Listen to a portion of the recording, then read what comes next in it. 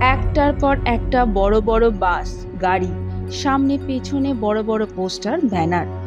সেখানে জগন্নাথ দেবের থেকে বেশি নিজেদের ছবি আর বড় বড় করে লেখা জগন্নাথ ধাম। এলাকার তৃণমূলের সমর্থক সাঙ্গপাঙ্গ নিয়ে দীঘার জগন্নাথ মন্দিরে লোক দেখানো তীর্থযাত্রার আয়োজন করেছেন শ্রেয়া পাণ্ডে। এতদিন পর্যন্ত দীঘার জগন্নাথ মন্দিরকে মন্দির হিসেবেই তুলে ধরা হচ্ছিল।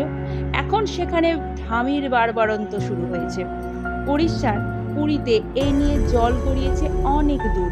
সেখানে সবাই বলছেন শ্রীক্ষেত্র একটাই, ধাম কথাটাও বলা ঠিক নয়। তবু এরা প্রচার চালাচ্ছেন পুরী বলতে এরাই আবার অজ্ঞান।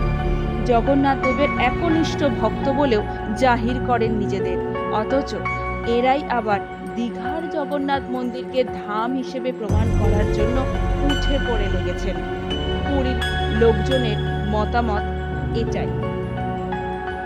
SS media report.